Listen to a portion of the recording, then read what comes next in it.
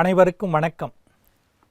VIT Chennai வழங்கும் வாழ்வியல் வழிகாட்டி தொடரில் இன்று சென்னை தினம். நண்பர்களே, வந்தாரை வாழ வைக்கும் சிங்கார சென்னைக்கு இன்று 385வது பிறந்த தினம். சற்று வித்தியாசமாக தோன்றும்.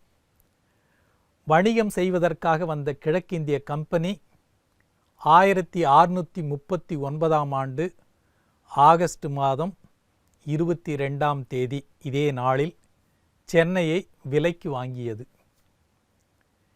சென்னை பட்டினம் ஆங்கிலேயர் வருகைக்கு பிறகு மெட்ராஸாக மாறி மீண்டும் சென்னையாக மாறியது.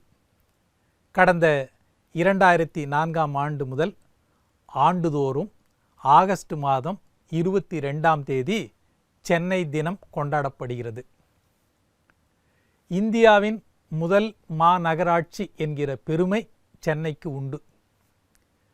இனம், மொழி, மதம் என எந்தவித வேறுபாடும் இல்லாமல் அனைவரையும் அரவணைக்கிறது சென்னை பெருநகரம். சென்னை தினத்தை கொண்டாடும் இந்நன்னாளில் அதன் சுவாரஸ்யமான சில பக்கங்களை பார்ப்போம்.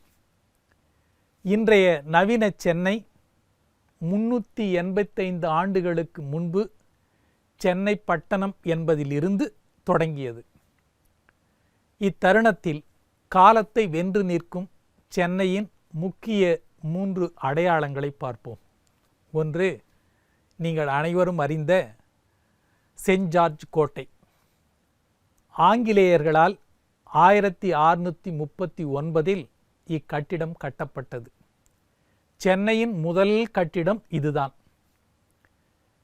இந்த கட்டிடம் கட்டப்பட்ட பிறகுதான் சாதாரண நிலப்பரப்பாக இருந்த சென்னை வணிகம், மக்கள் வாழ்விடம் உள்ளிட்ட பல மாற்றங்களை பெற்றது. செயின்ட் ஜார்ஜ் கோட்டையின் சிறப்பு என்ன என்றால், நூற்றாண்டுகள் பல கடந்தும் இன்றும் தமிழக அரசின் தலைமைச் செயலகமாக இருப்பதுதான் இதன் சிறப்பு. அடுத்து, சென்னை உயர்நீதிமன்றம். ஆங்கிலேயர்கள் ஆட்சி காலத்தில் அவர்களால் கட்டப்பட்டதுதான் தற்போதைய சென்னை உயர்நீதிமன்றம். முதலில் சுப்ரீம் கோர்ட் ஆஃப் மெட்ராஸ் என்று அழைக்கப்பட்ட இந்நீதிமன்றம் 1862ஆம் ஆண்டு முதல் மெட்ராஸ் ஐகோர்ட் என்று பெயர் மாற்றம் செய்யப்பட்டது. விக்டோரிய மகாராணி ஒப்புதல் அளித்ததன் பேரில்தான் இந்த கட்டிடம் கட்டப்பட்டதாக வரலாறு கூறுகிறது. அதற்கு அடுத்தபடியாக மூன்றாவது, சென்ட்ரல் ரயில் நிலையம். இப்போது டாக்டர் எம்ஜி ராமச்சந்திரன் சென்ட்ரல் ரயில் நிலையம் என்று சொல்கிறோம். இந்திய நாட்டின் மிக முக்கிய ரயில் நிலையங்களில் ஒன்றாக சென்னை சென்ட்ரல் ரயில் நிலையம் இயங்கி வருகிறது. இது ஆங்கிலேயர்களால் கட்டப்பட்ட பழைய கட்டிடங்களுள் ஒன்றாகும்.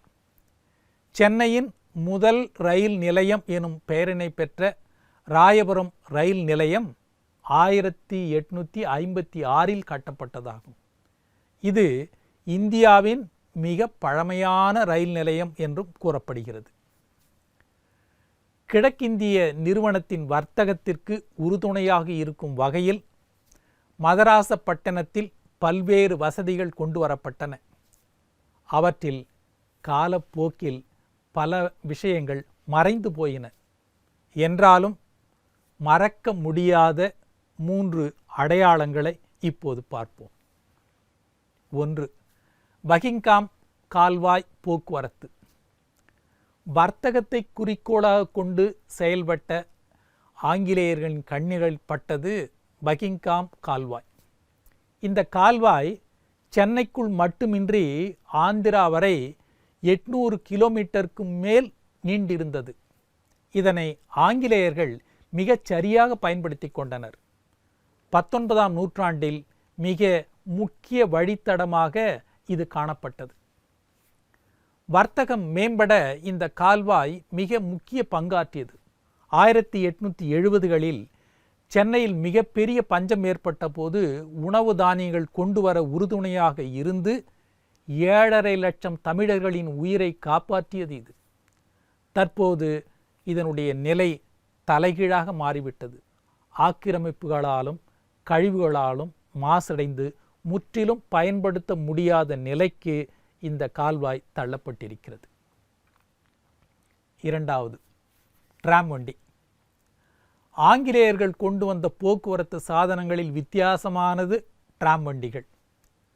பேருந்து போல சாலையில் செல்லும், அதே சாலையில் ரயில்கள் போல தண்டவாளத்திலும் செல்லும். குதிரை வண்டிகள், கைரிஷா போன்ற விஷயங்களையே பார்த்த மக்கள் டிராம்களை பார்த்து வியந்து போயினர். 1877 தொடங்கி 1953 வரை சுமார் 80 ஆண்டுகள் சென்னை நகரை டிராம் வண்டிகள் வலம் வந்தன. கடும் நஷ்டம் காரணமாக டிராம் வண்டிகளை இயக்கி வந்த நிறுவனம் தொடர்ந்து அதனை செயல்படுத்தவில்லை.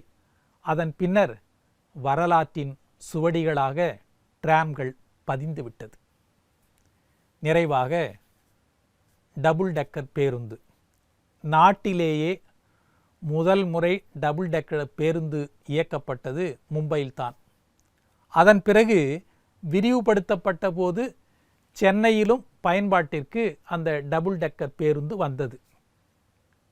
சென்னையில் தினசரி போக்குவரத்து சாதனங்களில் இதுவும் ஒன்றாகி போனது. 2 அடுக்குகளில் பார்ப்பதற்கு பிரம்மாண்டமாய் இருக்கும் பேருந்தில் பயணிக்க பலரும் ஆசைப்பட்டனர்.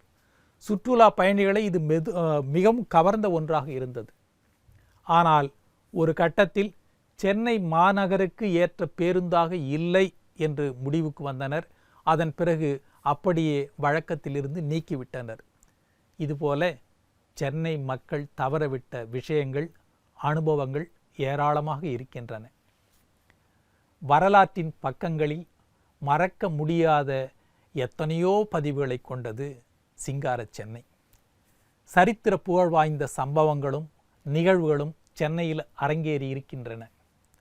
இன்னும் ஏராளமான சிறப்புகளை தன்னகத்தே கொண்டுள்ள சென்னை கொண்டாடப்பட வேண்டிய நகரம் என்பதில் மாற்று கருத்துக்கு இடமே இல்லை.